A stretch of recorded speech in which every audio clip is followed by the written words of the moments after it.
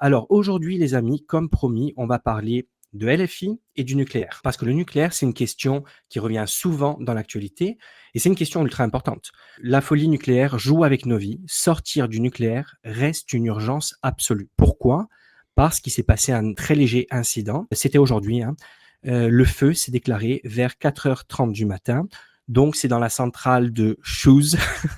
On dirait un poste anglais. C'est la centrale de Shoes. C'est Anthony Smith qui commente.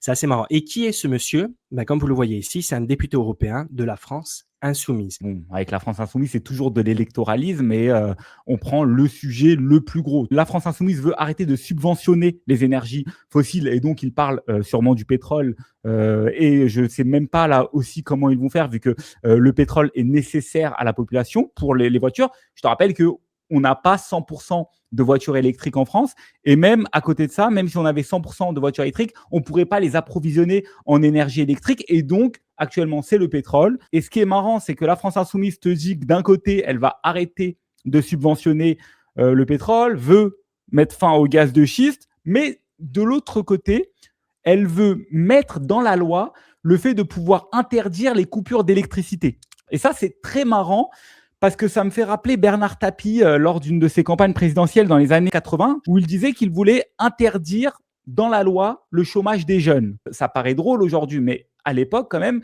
les gens y croyaient. Il a eu un gros pourcentage de vote. Et donc, en fait, il pense qu'il peut mettre, il peut s'opposer à la loi du marché en mettant dans la loi le fait d'arrêter le chômage des jeunes. Alors que ça ne marche pas comme ça. Si une entreprise ne se crée pas, si l'entreprise ne produit pas, n'est pas concurrentielle, il n'y a pas d'emploi, c'est comme ça. Et ben c'est pareil pour l'électricité. Si aujourd'hui on n'utilise que des énergies renouvelables comme la France insoumise aimerait les utiliser, les énergies renouvelables aujourd'hui sont des énergies intermittentes. Par conséquent, il doit y avoir des coupures. C'est impossible. Voilà. Juste utiliser des énergies renouvelables, c'est impossible, que ce soit clair. Ça sera peut-être possible dans quelques années, mais à l'heure actuelle, la technologie de l'éolien, du solaire, entre autres, c'est juste impossible. Et moi, ce que j'aimerais dire pour compléter ce que tu dis vraiment très vite, c'est que ce qui est incroyable avec la LFI et les gauchistes en général, c'est qu'ils disent toujours il faut interdire, il faut détruire. Souviens-toi du débat sur le discours d'Usul. Donc il faut toujours faire table rase. Très bien, on sort du nucléaire. Et après, on fait quoi? Donc je veux dire, c'est facile de dire on sort, on arrête, on détruit, on brûle, comme les woke, on efface tout. Très bien, mais vous construisez quoi? Vas-y, continue. Oui, non, mais c'est ça, c'est très compliqué. Et puis eux donc parlent de vouloir interdire, comme tu dis, les coupures d'électricité, sauf que ils veulent 100% d'énergie renouvelable et les énergies renouvelables sont intermittentes par définition. Le solaire, l'éolien, donc le soleil et le vent, bah, tu n'en as pas toute la journée. Et puis même si on se dit on les exploite quand il y en a et puis on stocke cette énergie, aujourd'hui, on ne peut pas stocker l'énergie. On n'a pas de moyens connus pour bien stocker l'énergie. Et donc, c'est là où on en arrive au fait de se dire que la France insoumise, lorsqu'ils parlent de mettre fin au nucléaire, c'est de l'électoralisme pur et simple. Ils savent que leur électorat ne réfléchit pas beaucoup, ou en tout cas réfléchit avec des émotions, avec une certaine idéologie. Les gens de gauche, c'est ça, c'est vouloir rêver d'un monde meilleur, un monde utopiste, mais dans les faits, ce monde-là n'existe pas. Et je pense qu'au-delà du fait que les gens de gauche ne réfléchissent pas, les gens de gauche ont un cerveau mis en commun où il est très dur de se départir de ce cerveau mis en commun. Pourquoi est-ce que je te dis ça? La France insoumise, pour expliquer qu'elle veut sortir du nucléaire, met en avant le fait qu'ils ont fait un sondage en demandant à plus de 300 000 personnes, est-ce que ces 300 000 personnes voudraient sortir du nucléaire? Et tu sais que le pourcentage d'acceptation des 300 000 personnes au fait de sortir du nucléaire est de plus de 98%. Ça n'existe pas. Il n'y a aucun sondage où tu as 98% de 300 000 personnes qui votent pour la même chose. Et je ne sais plus, je crois que c'était le général Patton qui disait ça, si tu as 12 personnes dans une pièce et que les 12 sont d'accord, c'est qu'il y en a 11 qui ne réfléchissent pas. Et là, je pense que c'est ça le sujet. C'est que chez la France insoumise, je pense qu'il y a beaucoup de personnes qui ne réfléchissent pas pour être tous d'accord de sortir du nucléaire. C'est incroyable. Ça, c'est un chiffre que je connaissais pas. 98% de personnes auraient répondu oui donc à leur sondage pour la sortie nucléaire, je t'avoue que ça ferait rêver les plus grandes dictatures de ce monde. Parce que là, ça nous fait tout de suite rappeler les dictatures africaines. Mais ce que j'aimerais ajouter à ça, c'est que toi, tout à l'heure, tu disais que la France insoumise ne construit pas. Et en fait, le problème, c'est que un politicien peut des fois prendre des risques et se dire, bon, je vais mettre en place une politique pour un avenir meilleur. Et donc, peut-être qu'on ne connaît pas les retombées de cette politique. Peut-être que la France insoumise va trouver un moyen de créer des énergies renouvelables non intermittentes. Sauf que on a un Oui. exemple qui est juste à côté de nous, qui s'appelle l'Allemagne. L'Allemagne, en 2011 ou 2012 plutôt, lorsqu'il y a eu l'accident de Fukushima, a mis fin à ces centrales nucléaires parce que la population ne voulait plus des centrales nucléaires parce que c'était trop dangereux par rapport à ce qui s'était passé à Fukushima. Et cette population n'a pas réfléchi avec son cerveau, mais s'est fait endoctriner. Pourquoi est-ce que je dis ça? Parce que au Japon, il n'y a eu aucun mort dû à la centrale nucléaire et dû aux radiations de cette centrale nucléaire. Il y a eu 0 mort. Par contre, il y a eu 18 000 morts à la suite de cet accident de Fukushima.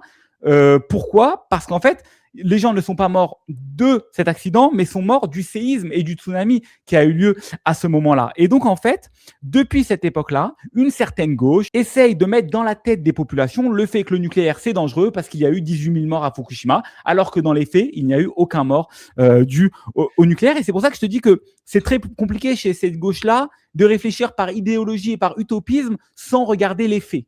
Tu vois? L'Allemagne aujourd'hui n'a plus aucune centrale nucléaire. C'est depuis 2023 que c'est le cas. Mais ce que les écologistes ne comprennent pas, c'est qu'ils croient que parce qu'on n'a plus de nucléaire, du coup, on n'a plus de morts. Mais est-ce que vous savez combien donc j'ai pris pas mal de notes aujourd'hui parce que c'est un sujet important et je veux sourcer au maximum. Donc j'ai regardé combien de morts en Allemagne à cause des centrales à charbon. L'énergie, il faut bien la produire d'une certaine manière. L'industrie en Allemagne est très lourde, donc on a des énergies renouvelables, mais aussi beaucoup de centrales à charbon qui, comme tu l'imagines, au niveau consommation et surtout au niveau rejet de CO2, c'est pas top. Mais au moins, on n'a pas de nucléaire. Essaye de trouver la logique à ça, moi, je n'y arrive pas. Donc, les centrales à charbon en Allemagne étaient responsables d'environ, c'est entre 2700 et 3630 décès par an. Le nucléaire, c'est 0. Fukushima, c'est 0.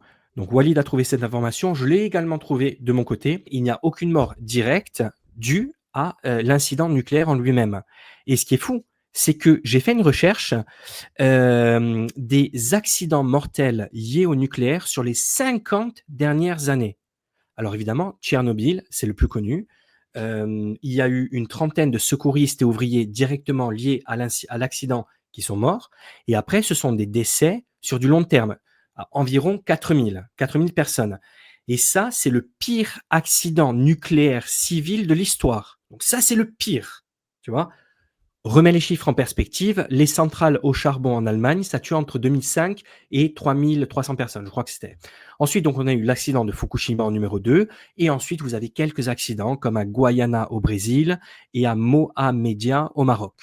Donc, honnêtement, le ratio gain de productivité et mortalité est très largement en faveur du gain de la productivité. Je ne sais pas ce que tu en penses. Oui, bah, ce que tu dis, en fait, c'est que la pollution est le premier problème et que les centrales nucléaires qui ont fait défaut n'ont pas fait tant de morts que ça, ou en tout cas, si tu les cumules tous, ils font même pas 1 an d'exploitation du charbon en termes de morts. Et donc, le charbon est problématique. D'ailleurs, tu parles du charbon parce que l'Allemagne utilise beaucoup de charbon, parce que, en fait, le truc, c'est que si l'Allemagne ne veut plus de ses centrales nucléaires, il faut qu'elle puisse compenser les énergies intermittentes qu'elle a.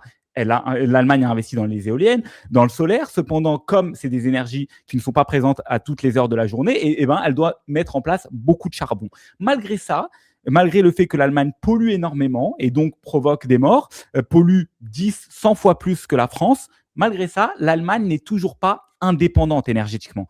L'Allemagne a besoin des centrales nucléaires françaises et donc c'est hypocrite parce qu'elle importe de l'énergie française. Donc, tu vois l'hypocrisie. Et pourquoi est-ce que c'est important de parler de cette pollution? Parce que lorsqu'on parle de la France insoumise et de l'idéologie de gauche qui ne veut pas de centrale nucléaire. Il faut pousser cette idéologie pour un petit peu la comprendre. En fait, les personnes de gauche vont t'expliquer qu'on ne sait pas quoi faire des déchets nucléaires qui ne sont pas des déchets potentiellement recyclables. C'est-à-dire qu'en fait, ce qu'il faut faire, c'est creuser dans la terre, mettre des bunkers à je ne sais combien de mètres sous le sol et mettre les déchets nucléaires à cet endroit-là pour qu'ils ne puissent pas irradier et pour que la population ne vive pas avec ces déchets-là. Et en fait, le sujet est le suivant, et c'est à ça qu'il faut réfléchir, c'est se demander, est-ce qu'on veut que la Terre soit polluée aujourd'hui et qu'il y ait des morts et que les personnes vivent moins bien, ou est-ce qu'on aimerait reporter ce problème à dans 1000 ou dans 2000 ans lorsque les futures générations trouveront justement ces déchets sous terre. Et le sujet, c'est celui-là. Et la gauche, encore dans son utopie, préfère nous faire crever aujourd'hui pour que les générations dans le futur ne vivent pas mal. Mais bon, je ne sais pas comment ils vont faire leur calcul, parce que si on crève aujourd'hui, il n'y aura pas de génération future. Oui, et puis en plus, sachant que les gauchistes font très peu d'enfants, donc en fait, je pense qu'ils se font trop de soucis et qu'ils devraient vivre au jour présent avec du nucléaire. Et aujourd'hui, j'ai écouté, donc pour préparer cette émission, un super débat que je vous recommande sur la chaîne YouTube Le Crayon, entre une pro-nucléaire et une gauchiasse qui est contre. C'était très intéressant. Et cette dame, donc, qui était pro-nucléaire, disait que le ratio était de 100 fois plus de pollution en Allemagne qu'en France. 100 fois plus. Donc, Mais le nucléaire, ça pollue pas. C'est de l'eau. non, ça ne pollue pas. Ça ne pollue pas. Et tout à l'heure, tu parlais de l'Allemagne. Et pourquoi l'Allemagne a choisi d'arrêter ses centrales nucléaires? Parce que l'Allemagne avait des centrales nucléaires. Ben, tout simplement parce qu'à un moment, la gauche en Allemagne, mais surtout le parti écologiste, n'était pas en tête, mais il était très haut. Et du coup, certains politiques ont fait des concessions électorales qu'ils payent très cher aujourd'hui. Et en plus, l'erreur de l'Allemagne à cette époque, c'est qu'ils étaient extrêmement dépendants du gaz russe. Et c'est ça aussi le problème. C'est que si la France faisait le choix de LFI, qu'on passait sur des énergies renouvelables, ça ne suffirait pas. Vraiment, ça, il faut bien se le mettre en tête. Ça ne suffira pas. Ça veut dire qu'il va falloir trouver d'autres sources d'énergie. Donc, ça serait par Ça exemple ne le gaz. suffira, ça ne suffira pas au même titre que l'Allemagne, ça ne lui suffit pas aujourd'hui. Et les autres sources d'énergie dont tu parles, c'est le gaz de schiste américain, et donc LFI veut en même temps l'arrêter en France, mais va devoir l'importer des États-Unis. Et c'est l'énergie chinoise, où les centrales nucléaires en Chine se développent à vitesse grand V. Donc en fait, tout le monde entier se développe en centrales nucléaires, et la France ralentit par idéologie. C'est comme pour tout. C'est comme pour tout, Ouais, Walid. ouais. Le monde entier innove. On parlait d'intelligence artificielle. Le monde entier avance. Les USA ont les yeux rivés sur Mars. Les Chinois font des voitures volantes. Et nous, qu'est-ce qu'on fait? On retourne en arrière. On régule. On accroche les bouchons à nos bouteilles. Ouais. Je ne sais pas si on va aller loin. Alors, est-ce que tu veux qu'on parle encore 5 minutes de nucléaire? J'ai 2-3 chiffres, ou est-ce que tu veux qu'on passe au deuxième sujet? Je t'écoute. Comme je vous ai dit, je pensais faire une petite synthèse vite fait, parce que bon, il y a quand même beaucoup de données lorsque vous parlez de nucléaire, pour que l'on comprenne un peu mieux à quel point le nucléaire est beaucoup moins polluant que le non nucléaire. Donc sachez que le nucléaire émet autant ou moins de CO2 que l'éolien, et bien moins que le solaire sur l'ensemble du cycle de vie. Parce que ça, c'est quelque chose évidemment que les écologistes ne prennent jamais en compte. Lorsque tu as des éoliens, les éoliens, il faut bien les produire. Il faut bien les transporter. Est-ce que tu crois que tout ce qu'on va faire au niveau du solaire et de l'éolien sera fait en France? Je ne crois pas. Donc tout ça aussi, ça a un coût écologique. Ensuite, supprimer le nucléaire augmente mécaniquement l'usage du gaz ou du charbon lors des pics. Donc c'est ce que l'on vient de dire. Ensuite, vous allez voir qu'on va pas mal se répéter, mais je vais rentrer un peu plus en détail. Les renouvelables seuls ne suffisent pas. Éolien et solaire, comme l'a dit Walid, sont intermittents. Aujourd'hui, aucun pays industrialisé ne fonctionne uniquement avec des renouvelables sans fossiles. Le cas de l'Allemagne, évidemment. Hein. Le stockage massif batterie hydrogène n'existe pas encore à l'échelle nécessaire. Donc sans nucléaire, il vous faut du gaz. C'est un fait physique, pas idéologique. Ou alors, ce qu'il faut faire, c'est la méthode Jancovici. Je ne sais pas si tu connais ce gars. Jean-Marc. Voilà, Jean-Marc Jancovici. Qu'est-ce qui prône? La décroissance. Donc là, on retourne en arrière. Vous choisissez. Hein. Ensuite, l'uranium représente peu de volume et c'est stockable pour plusieurs années.